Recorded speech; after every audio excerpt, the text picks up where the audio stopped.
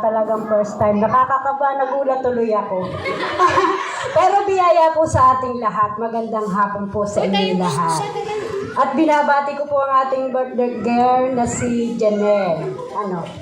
Magsimula na po tayo. Sa pangalan ng Ama, ng Anak, at ng Espiritu Santo. Amen. Amang makapangyarihan sa lahat, kami po ay bumabati sa iyo ng magandang hapon. Bilang araw at mapagpalang araw na ito, nawa po kami igabayan yung lahat, patnubayan, at salamat po sa biyayang magandang araw na ito, na ipinagkaloob po ninyo sa aming mga nandirito. Gayon din po sa aming kapatid na si Janet, na kaarawan niya sa araw na ito.